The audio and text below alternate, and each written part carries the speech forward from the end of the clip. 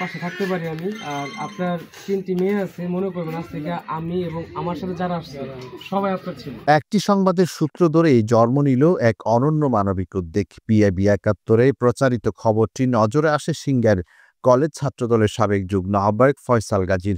তিনি বিষয়টি জানতে পেরে কলেজের তরুণ ছাত্রদের নিয়ে সিদ্ধান্ত নেন নিজেদের টিফিনের টাকা বাঁচিয়ে সাহায্য করা হবে মৃত ভজন কুমার দাসের অসহায় পরিবারকে। অল্প টাকার এই উদ্যোগও যেন ঝলমল করছে বড় মনের ছোঁয়া। সহায়তা হাতে পেয়ে ভজন কুমারের স্ত্রী কৃতজ্ঞ চিত্রে বলেন, এভাবে কেউ আমাদের পাশে দাঁড়াবে তা কখনো ভাবিনি। ছাত্রদের প্রতি দোয়া রইল। ছেলেরা আমার জন্য সাহায্য তুলে নিয়ে আসছে, এরাই আমার ছেলে।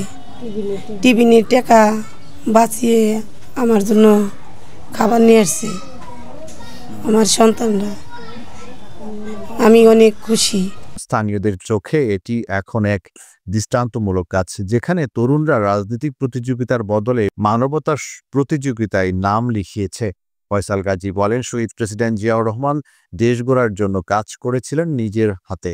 আমরা তার সে আদর্শে অনুপ্রাণিত হয়ে অসহায় মানুষের পাশে থাকতে চাই।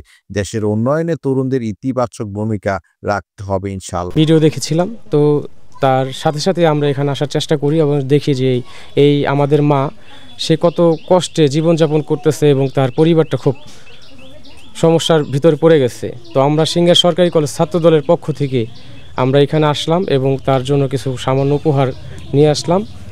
আর ছাত্রদল সবসময় ত্যাগ স্বীকার করেছে এবং রাজপথে ছিল এবং সাধারণ জনগণের পাশে ছিল। আমরাও সেই ছাত্রদলের কর্মী এবং সিংগার সরকারি কলেজ ছাত্রদলের একজন প্রতিনিধি।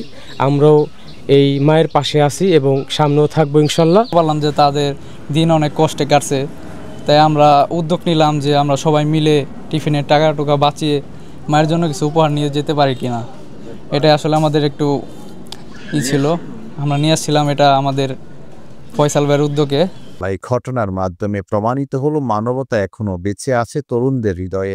আর রাজনৈতিক চেতনা কেবল কথাই নয়, কাজে ও করুণায় প্রকাশ পায়। এই সিংহের ডিগ্রি কলেজের এই তরুণ নেতৃবৃন্দ বাংলাদেশ জাতীয়তাবাদী ছাত্রদলের পক্ষ থেকে আমাদের এলাকায় একজন লোক চান্দন নদীতে মারা যাওয়ার পরে তার পরিবার খুবই অসহায়, শোচনীয়।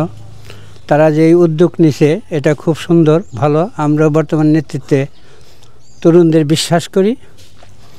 আমিও গণতন্ত্র মঞ্চের একজন সদস্য, ঢাকা যাই।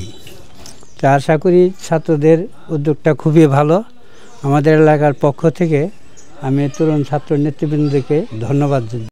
রবিউল হকের পাঠানো তথ্য ভিডিও চিত্রে পিআইবি ৭১ টিভি।